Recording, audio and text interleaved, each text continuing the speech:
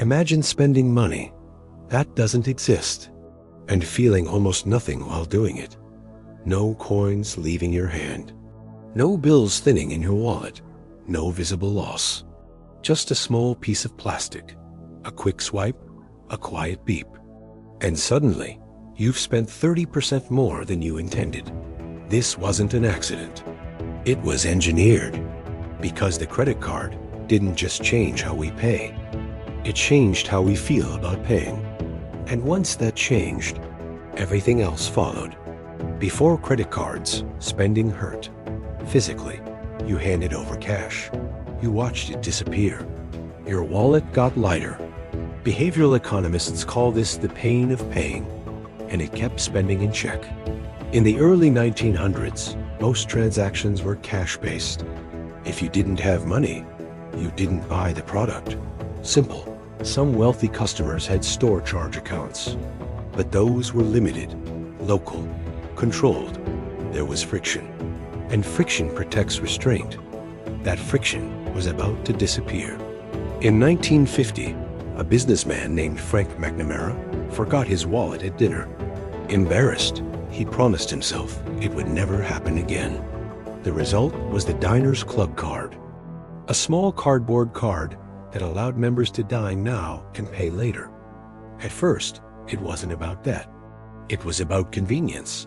But convenience is powerful, because convenience removes hesitation.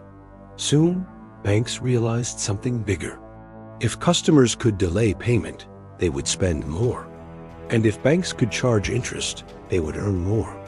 So in the late 1950s and 60s, Bank AmeriCard entered the scene, later known as Visa, then MasterCard, which became MasterCard. This wasn't just a payment innovation. It was a behavioral shift. When you pay with cash, your brain registers loss. When you pay with a card, the emotional response weakens. Multiple studies show people spend significantly more using credit cards than cash, because the transaction feels abstract. You don't see the money leaving. You don't count it. You don't feel the depletion. And the bill doesn't arrive immediately. It arrives later, detached from the pleasure of purchase. When pain is delayed, spending increases. Credit cards were not just financial tools. They were psychological tools. Credit card companies didn't rely on chance. They built systems, rewards programs, points, airline miles, cashback incentives. They gamified spending. Spend more, earn more. The card became aspirational. Gold cards, platinum cards, black cards, status encoded in plastic. Suddenly, paying wasn't just payment. It was identity. Then came minimum payments, a quiet innovation. Instead of forcing full repayment, customers could pay a small fraction, which kept them comfortable and kept balances growing. Interest compounds silently. Profit compounds predictably. By the 1980s and 90s, credit cards were everywhere. Mailboxes filled with pre-approved offers. College students were targeted aggressively. Credit limits expanded. Advertising shifted from caution to empowerment. Buy now. You deserve it. Live today. Spending was reframed as freedom. But debt became invisible. Until it wasn't. Household debt surged. Consumer culture intensified. Shopping malls expanded. Online commerce exploded in the 2000s. None of it would function at the same scale without frictionless payment. E-commerce depends on abstraction. One click, no physical exchange, no emotional resistance.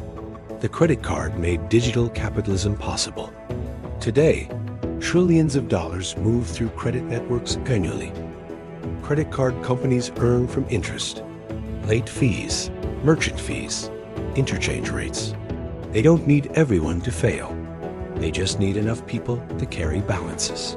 The system thrives on revolving debt. Credit cards didn't invent debt, but they industrialized it. They turned borrowing into habit, and habit into culture.